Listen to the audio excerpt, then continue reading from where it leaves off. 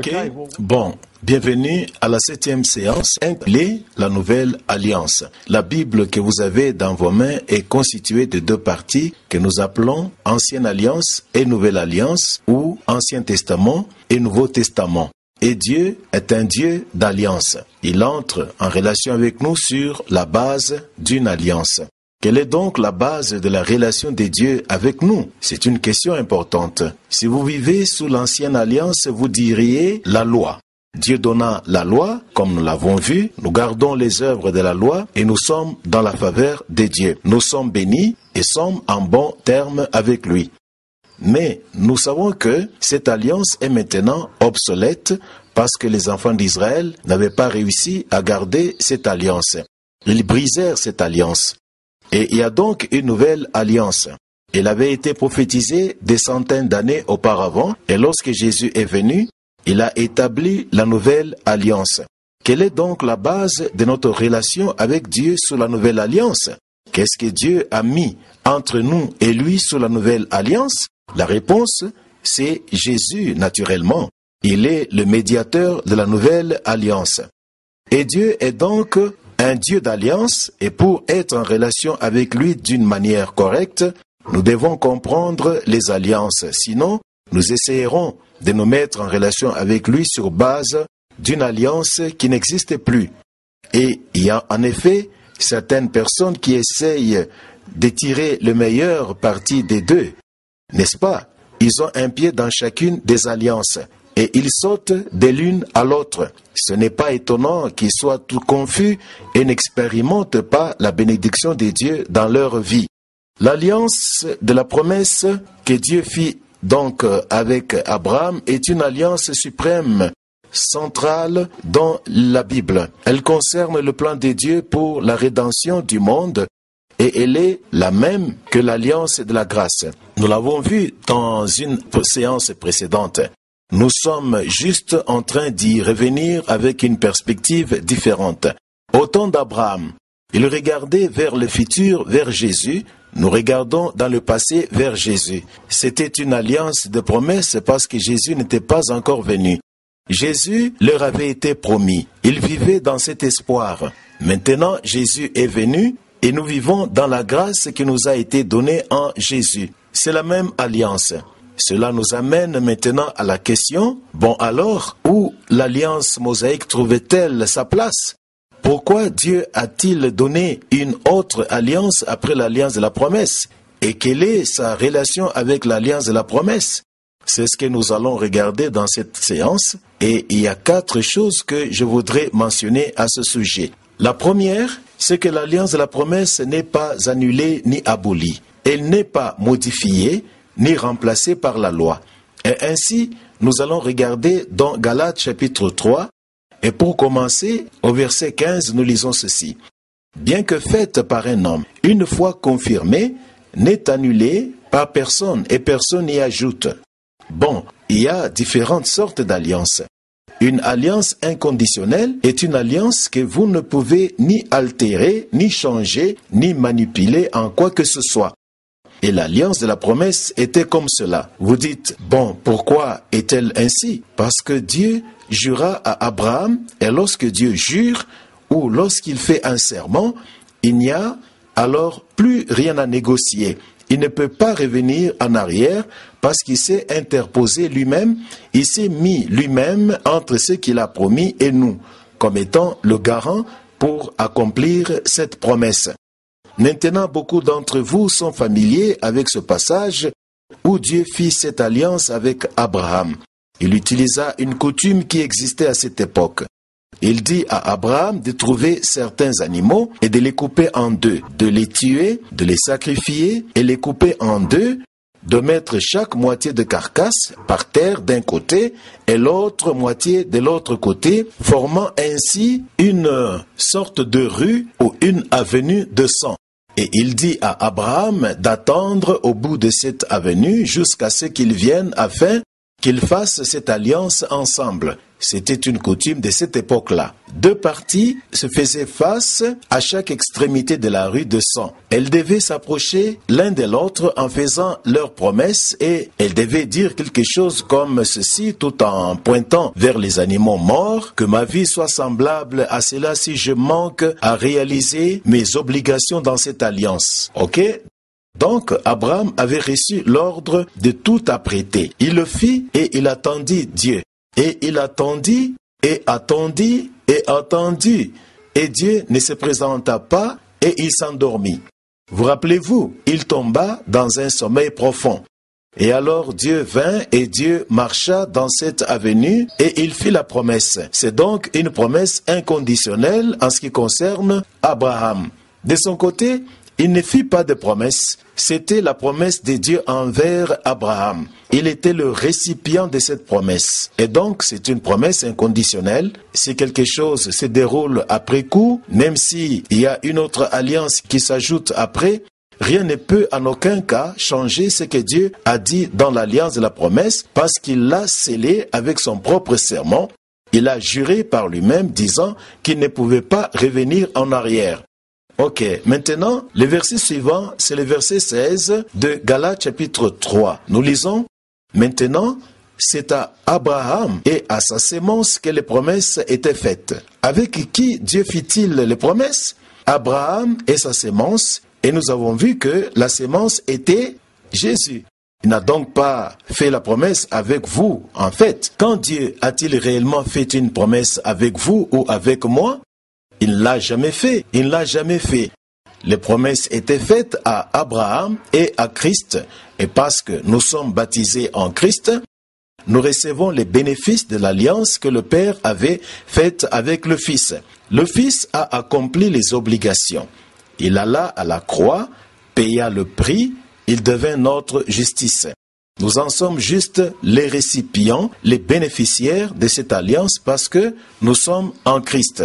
Paul vient maintenant à la loi et il dit, « Voici ce que j'entends. Une disposition que Dieu a confirmée antérieurement en Christ ne peut pas être annulée, et ainsi la promesse rendue vaine par la loi survenue 430 ans plus tard. » Et donc, la première chose que nous disons est une chose négative, et c'est celle-ci, que la loi, l'alliance de la loi, ou l'alliance mosaïque, n'a pas altéré de quelque manière que ce soit la promesse que Dieu fit des centaines d'années avant avec Abraham. L'alliance dans laquelle nous sommes, du fait que nous sommes en Christ, l'alliance de la grâce. Elle n'y change rien du tout. C'est le premier point. Alors, quel que fût son objectif, ce n'était pas de modifier cette alliance ni d'y ajouter des modifications. Comprenons-nous cela? Bon, le second point que je voudrais faire est celui-ci. Que la loi n'est jamais présentée comme une alternative à la foi, comme moyen de salut. Dieu n'a pas dit à Abraham, crois dans ta sémence et tu seras sauvé. Bon, cela constitue une voie pour le salut, mais en voici une autre. Nous allons te donner la loi. Si tu peux la garder, alors tu seras sauvé par cette voie aussi. Il n'a jamais présenté la loi comme un moyen de salut. Dans Galates chapitre 3, verset 18, Paul dit que si l'héritage provient de la loi et n'est plus par la promesse. Ok, si c'est quelque chose que nous devons faire, alors ce n'est plus quelque chose que Dieu va faire pour nous, ce qu'il a promis de faire. Mais Dieu le donna à Abraham par une promesse. Alors demeurons avec la promesse. Continuons à nous reposer sur Dieu et à mettre notre confiance en ce qu'il a promis de faire à travers cette alliance abrahamique. Il dit ensuite ceci au verset 21. La loi est-elle donc contre les promesses de Dieu? Certainement pas. S'il y était donné une loi qui pût procurer la vie, la justice viendrait réellement de la loi. Alors, considérons juste pour un moment que la loi ait été un moyen de salut. Quelqu'un pourrait-il être sauvé en gardant la loi? Eh bien, si c'était le cas, Dieu n'aurait jamais envoyé son Fils à la croix pour mourir pour nous. Il aurait dit, eh bien, sauvez-vous vous-même, gardez la loi, vous obtiendrez le salut par vous-même. Mais elle ne fut jamais destinée à être un moyen de salut. Et donc, c'est le deuxième point. Maintenant, Le troisième point concernant l'alliance mosaïque est celui-ci. Le but de la loi était de soutenir l'alliance de la promesse. C'est pourquoi elle a été donnée. Voici une promesse que Dieu donna à Abraham 430 ans avant qu'il donnât l'alliance de la loi à Moïse. Et pourquoi l'avait-il donnée? Nous en arrivons maintenant à cette question. C'est presque comme si vous pouviez lire la pensée de Paul quand il enseigne. Il enseigne d'une manière très méthodique. C'est presque comme s'il anticipe la question que vous et moi allions poser. Car en ce moment même, nous pensons, eh bien alors, pourquoi a-t-il donné cette alliance? L'alliance de la promesse suffisait. Tout tourne autour de ce qu'il allait faire en Jésus. Pourquoi a-t-il donné une autre alliance 430 ans plus tard? Et c'est donc la question que Paul pose parce qu'il sait que vous allez la poser. Pourquoi donc la loi? Et il répond à la question de cette manière. Elle a été donnée ensuite à cause des transgressions. Bon, les transgressions de qui? C'est une bonne question parce que dans une séance précédente, nous avons vu que Dieu avait donné la loi pour nous apporter la connaissance de nos péchés. Vrai, afin que nous puissions voir notre besoin d'un sauveur et que nous puissions venir à Christ. Mais ce n'est pas ce qu'il est en train de dire ici. Ce qu'il dit, c'est ceci. Elle a été donnée ensuite à cause des transgressions jusqu'à ce que vint la postérité à qui la promesse avait été faite. Il est en train de parler des transgressions de la nation d'Israël. Vous voyez, Dieu promit que le Messie viendrait. Il serait le sauveur et il viendrait à travers la sémence physique d'Abraham.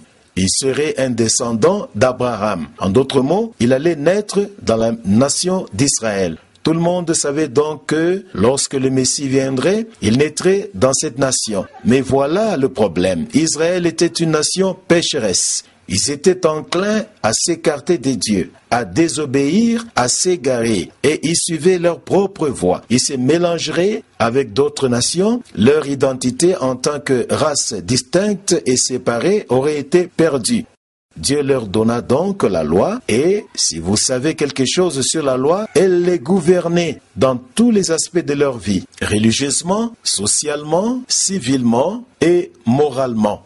Elle mettait une clôture autour d'eux, une enceinte autour d'eux, et les enfermait de telle sorte qu'ils allaient rester toujours séparés pour être le peuple de Dieu. Les gentils pouvaient cependant devenir des prosélytes à la race juive, mais ils ne pouvaient pas simplement aller se brasser avec d'autres nations de cette façon-là. Ils devaient être gardés comme étant une race séparée et sainte pour le Seigneur, de telle façon que lorsque le Messie viendrait, nous puissions être en mesure de l'identifier à cause de toutes les prophéties qui disaient qu'il viendrait à travers cette race, qu'il viendrait à travers cette tribu, il naîtrait dans cette ville, il aurait quelqu'un qui le précéderait, ainsi de suite. Nous pourrions cocher toutes les cases et dire, c'est bien lui, c'est celui que Dieu avait promis. Et Dieu a gardé Israël dans ce but merveilleux qui est de nous apporter le Messie.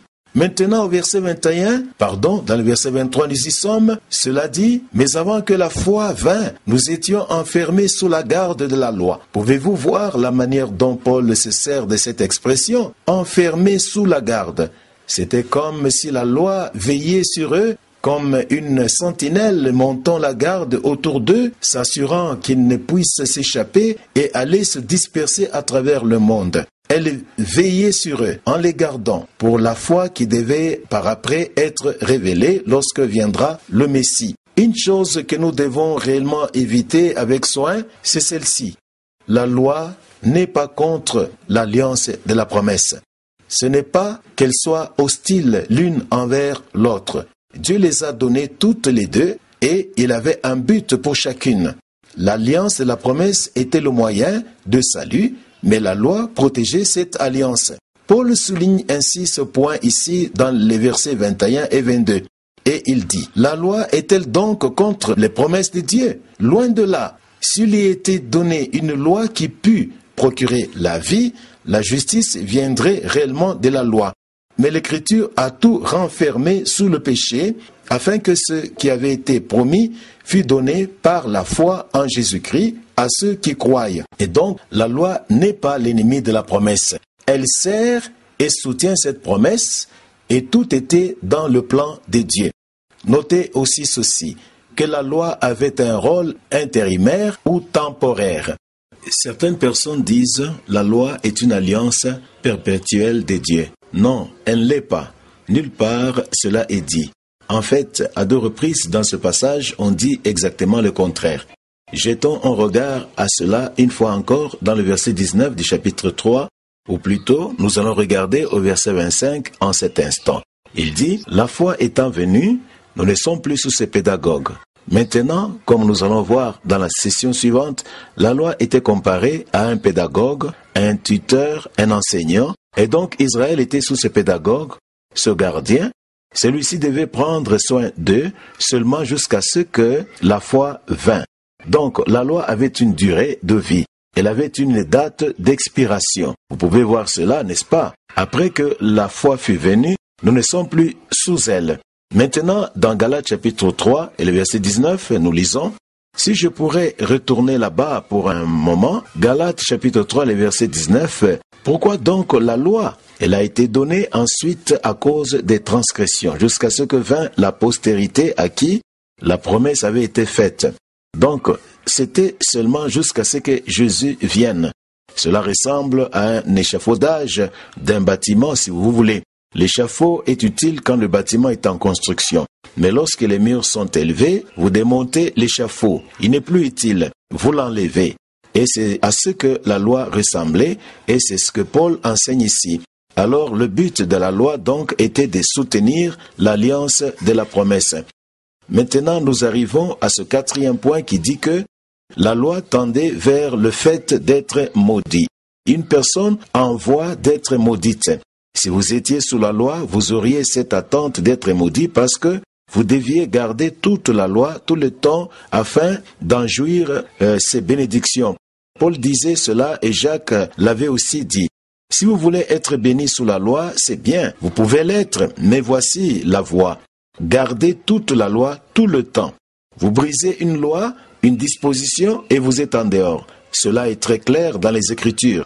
Si vous ne parvenez pas à garder le tout, alors vous avez brisé le tout. C'est l'entièreté, et si vous brisez une partie, alors c'est l'ensemble qui est brisé. Vous êtes en dehors de l'alliance, de la faveur et des bénédictions de Dieu. Et donc, elle tendait vers le fait d'être maudite, tandis que la promesse est caractérisée par la bénédiction. Maintenant, ceci est vraiment important d'être gardé, spécialement dans certains cercles de l'Église aujourd'hui, parce qu'il y a beaucoup de commentaires là-dessus. Et quelques gens ici m'ont même posé des questions concernant cet enseignement des malédictions générationnelles. L'enseignement dit que si vous avez des problèmes dans votre vie, cela pourrait provenir du fait que vous êtes sous une malédiction générationnelle, et cela est basé sur un passage dans l'Ancien Testament qui dit que si le peuple de Dieu partait vers les idoles et les adorait, alors Dieu visiterait par son jugement les descendants de ce peuple jusqu'à la 3e et 4e génération. Une malédiction générationnelle. Et alors beaucoup de gens disent, c'est ça votre problème. Financièrement, vous êtes en train de lutter, ou vous êtes toujours malade, ou les choses continuent d'être compliquées et vous avez toujours des accidents. Probablement, vous êtes sous une malédiction générationnelle. Alors, nous devons briser cette malédiction. Et alors, ils chassent Satan, ils lient Satan, ils essayent de bouter Satan dehors et tout le reste. Maintenant, nous devons dire quelque chose à propos de cela. Premièrement, Dieu avait dit, « Je visiterai l'iniquité de ce peuple jusqu'à la 3e et 4e génération. » Donc, si vous allez briser cette malédiction, ne vous occupez pas de Satan, traitez avec Dieu. Vous devez vous mettre à le chasser. Bonne chance! Parce qu'il a dit, je visiterai l'iniquité de ce peuple jusqu'à la 3e et 4e génération. Cela n'a rien à voir avec Satan. C'est quelque chose que Dieu devrait faire. Mais deuxièmement, et le plus important, regardez là où il a dit cela, c'était au beau milieu des 10 commandements, en Exode chapitre 20. Donc, c'est beaucoup plus sous la loi. C'est la malédiction de la loi. Ok? Maintenant, dans les jours de Jérémie, il dit, plus jamais les jours viennent, dit le Seigneur, où je conclurai une nouvelle alliance avec la maison d'Israël. On ne dira plus, les pères ont mangé des raisins verts et les dents des enfants ont été agacées, mais chacun mourra de ses propres iniquités. vous récolterez ce que vous avez sémé, non pas ce que vos parents avaient sémé, ou vos arrière-parents, ou vos 5e arrière-parents, quel que soit le nombre de générations dont vous voulez reculer. Vous ne souffrirez pas les conséquences de ce qui était fait dans votre ligne héréditaire en étant sous la nouvelle alliance parce que, comme on a vu dans ce séminaire, lorsque vous devenez une nouvelle création, vous êtes coupé de votre ligne héréditaire. Non pas juste 3 ou 4 générations en arrière, mais tout le chemin qui recule jusqu'à Adam. Vous êtes coupé de tout cela. Vous n'êtes plus le produit de votre passé, vous êtes le produit de la croix et de la résurrection. Vous êtes une nouvelle création. Vous êtes sorti de ce travail incroyable de la grâce que Dieu avait fait à la croix. Vous êtes mort à ce que vous étiez en Adam, enseveli avec Christ, ressuscité encore pour être une nouvelle création. Non pas une version raccommodée de l'ancienne. Non pas une version améliorée, mais une entière nouvelle création, un produit de cette nouvelle création que vous êtes en Christ Jésus.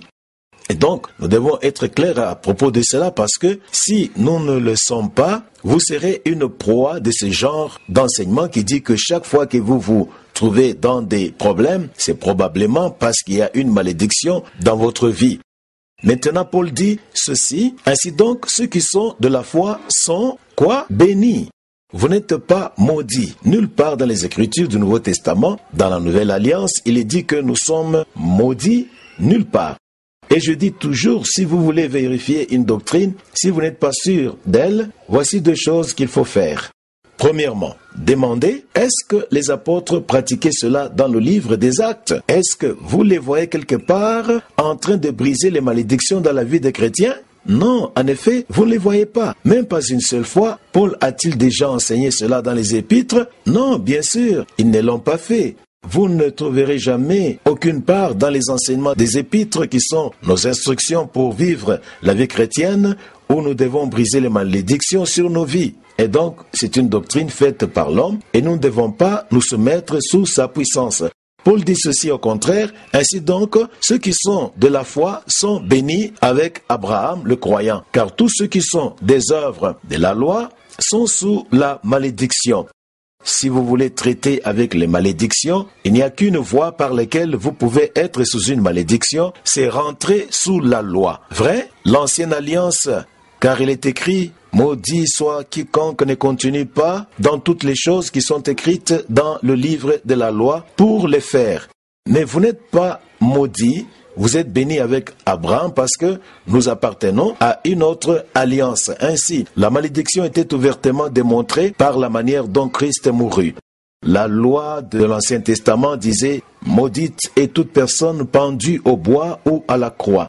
Et Jésus devint cette malédiction pour nous. Il était devenu une personne maudite à notre place. Il souffrit la malédiction complète de la loi jusqu'à ce qu'il avait dit « c'est fini » pour signifier que tout a été accompli. Donc la seule voie par laquelle nous pourrons être exposés, comme je l'ai dit, à la malédiction, c'est en essayant de vivre par la loi. Galates chapitre 3, versets 13 à 14 parle d'une chose similaire en disant que nous ne sommes pas maudits, mais nous sommes bénis. Et ainsi, nous devons juste nous attacher à ce que la parole de Dieu nous dit. En fait, c'est étonnant que les gens parviennent même à écrire des livres à propos des malédictions générationnelles, pendant que c'est quelque chose qui ne s'applique pas du tout à nous. Pourquoi n'écrivent-ils pas des livres sur les bénédictions? Pourquoi n'étudient-ils pas les bénédictions qui sont les nôtres en Jésus-Christ? C'est ce dont on est appelé à faire.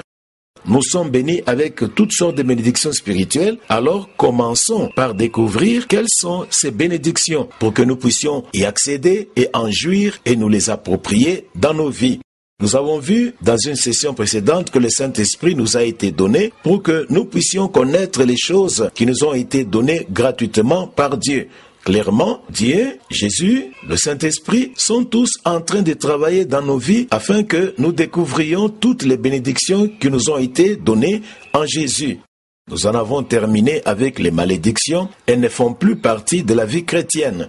Maintenant, avançons rapidement tout juste comme nous clôturons cette session parce qu'en Galates chapitre 4, dans le chapitre suivant, Paul illustre réellement l'ancienne et la nouvelle alliance dans une allégorie de Sarah et Agar. Maintenant, vous devez être familiarisé avec ces événements de l'Ancien Testament dans la vie d'Abraham. Un enfant avait été promis à Abraham à travers Sarah, mais il y avait un long délai dans l'accomplissement de cette promesse qui était un test pour Abraham, ainsi que Sarah. Et cela les a causés ou poussés à enlever toute simplement leurs yeux sur le Seigneur et essayer de réaliser le tout par leurs propres efforts. Abraham entra chez Agar, la servante de la maison, et eut un fils dont le nom était Ismaël. Et nous savons qu'il devint un problème pour la famille. Toute cette situation était une grave erreur qui leur coûta très cher. Beaucoup de troubles, beaucoup de stress dans leur foyer, et nous savons même jusqu'à ces jours que les descendants d'Abraham, beaucoup de stress dans leur foyer, et nous savons même jusqu'à ces jours, les descendants d'Abraham, d'Isaac, sont en train de souffrir à cause des descendants d'Ismaël. Et ainsi, il y a ici une grande leçon pour nous aujourd'hui. Mais Paul dit non, plus que ça, c'est réellement une allégorie. Ainsi, il y a ici une grande leçon pour nous aujourd'hui. Mais Paul dit non, plus que ça, c'est réellement une allégorie. Alors, lisons cela dans Galates chapitre 4, le verset 31. Nous lisons ceci, verset 21. Et le verset 22. Donc voici la situation, c'est ce qui s'est passé dans les églises de Galates que Paul avait établi dans la grâce de Dieu et dans l'alliance de promesses. Il continua et quand il s'est déplacé, quelques judaïsants vinrent et troublèrent les églises. Ils essayèrent de les ramener sous la loi et voici ce qu'ils disaient. Maintenant c'est bon que vous, les chrétiens gentils, êtes devenus croyants. Mais maintenant vous devez garder la loi. Écoutez-nous. Nous avons été peuple de Dieu pendant des siècles. Nous sommes enfants d'Abraham. Alors, écoutez-nous. Nous avons une meilleure connaissance. Et donc, la façon dont Paul répondit à cela est celle-ci. Il dit, dites-moi, vous qui désirez être sous la loi, n'écoutez-vous pas la loi? Car il est écrit qu'Abraham eut 2 fils. L'un par une femme esclave et l'autre par une femme libre. Ok? Ainsi, il est en train, évidemment, d'aller quelque part avec ça. Vous dites que vous êtes fils d'Abraham. Bien, il eut 2 fils. Vous vous souvenez? Et l'un de ses fils était venu à travers la femme libre, qui était Sarah, et l'autre vint par la femme esclave, qui était Agar. Alors il dit, lesquelles choses étaient symboliques? Elles sont une image, car celles-ci sont les 2 alliances, l'une par le mont Sinaï qui donna naissance à l'esclavage qui est Agar. Elle était en esclavage, elle était une esclave dans la maison et donc elle représente cette alliance qui mène à l'esclavage, l'alliance de la loi. C'est Agar et le mont Sinaï en Arabie et correspond à Jérusalem qui maintenant est la Jérusalem physique et se trouve dans l'esclavage avec ses enfants. Mais la Jérusalem d'en haut est libre, qui est la mère de nous tous. Donc il y a une alliance spirituelle qui est représentée par Sarah. Et il est dit ici dans le verset 28, pour le moment, nous, frères, tout comme Isaac l'était, sommes enfants de la promesse. Ainsi, il revient vers ces judaïsants en leur disant fondamentalement, bien, c'est bon qu'Abraham est votre père, mais qui est votre mère? Dans quelle alliance êtes-vous? Vous êtes dans cette alliance qui est dans l'esclavage. Vous êtes dans l'alliance de la loi. Et juste comme Agar était une servante, alors le statut de son fils était réellement celui d'un serviteur dans la maison. La promesse n'était pas donnée à Ismaël, mais plutôt à Isaac parce qu'il était né d'une mère à qui la promesse avait été donnée. Elle était donnée à tous les deux, Abraham et à Sarah. Et nous sommes représentés par Isaac, l'alliance de la femme libre, celle de la promesse. Et il y a quelques différences entre les deux. L'une est que, en effet, c'était Dieu qui avait accompli l'alliance de la promesse. L'autre, c'est quelque chose qu'Abraham et Sarah avaient fait eux-mêmes dans le pouvoir de leur chair. Ils essayèrent de faire en sorte que quelque chose arrive. Et ils purent faire que quelque chose arrive, mais le tout explosa devant leur face. C'était un désastre. Mais ce qui se passa concernant Isaac était l'œuvre de Dieu. Personne ne peut le nier. Personne ne peut le renier. Sarah était stérile. Ensuite, elle était devenue trop vieille pour avoir d'enfants. Même Abraham était trop vieux et cependant Dieu fit un miracle. C'est cela qu'est la vie chrétienne. Notre justice, notre sanctification, c'est l'œuvre de Dieu. Ce n'est pas quelque chose que nous pouvons produire. Nous pouvons retourner sous la loi et essayer de faire que quelque chose se produise comme ça avait fait et cela aboutira dans un désastre, juste de la même manière. Mais si nous nous confions et nous nous reposons en Dieu, lui qui a commencé cette bonne œuvre, il l'accomplira. Il est l'auteur, il est celui qui perfectionne notre foi. Il est notre justice, mais il est aussi notre sainteté, notre sanctification. Nous espérons en lui pour toutes choses. C'est une œuvre de la grâce. Et donc, c'est ça la caractéristique de la nouvelle alliance. Maintenant, dans tout cet incident, Paul termine en lançant un appel que nous ne devons pas mélanger les alliances. Car nous nous souvenons qu'Abraham voulait garder toutes les deux familles dans sa maison. Il voulait garder Ismaël aussi bien qu'Isaac. Et il y eut un incident, une explosion, et Sarah devint furieuse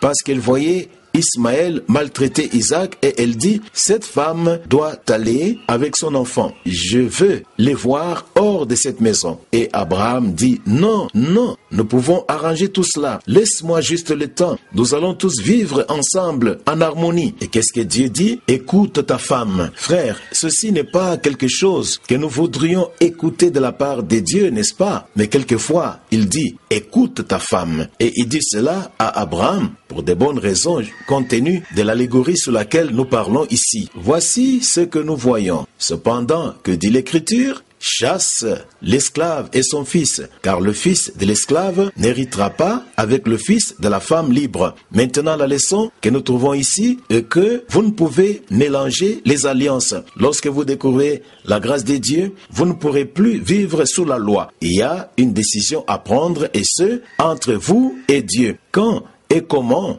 vous prenez la décision, mais vous ne pourrez pas demeurer sous un ministère légalistique. Vous ne pouvez plus lire des livres légalistiques. Vous ne pouvez plus écouter des CD ni voir des DVD qui enseignent la loi et le légalisme parce qu'ils vont vous ramener dans l'esclavage. Vous êtes juste en train d'essayer d'être comme Abraham, essayant de vivre confortablement avec les deux et vous aurez à les jeter tous dehors. Chassez la femme esclave. Ne les donnez pas à quelqu'un d'autre. Il n'a pas besoin de ce problème. Car s'ils ne vous ont pas aidé, mettez-les dans la poubelle. Si ce sont des histoires de l'ancienne alliance, c'est obsolète. Elles ne vont aider personne. Ne les donnez même pas à une boutique d'occasion. Jetez-les juste au loin. Chassez la femme esclave parce que vous êtes sous la grâce et vous ne pouvez mélanger les alliances. Jésus l'avait parfaitement illustré. Il dit, vous ne pouvez prendre ce vin nouveau et le mettre dans des vieilles outres, ni vous non plus. Dieu nous a donné un vêtement merveilleux appelé la robe de la justice pour remplacer le vêtement déchiré qu'on avait du fait qu'on essayait de vivre sous la loi. Ne prenez pas les ciseaux et coupez un morceau de ces nouveaux vêtements pour le coudre sous l'ancien. Le coudre ici où les choses ne marchaient pas et un autre morceau là-bas. Non,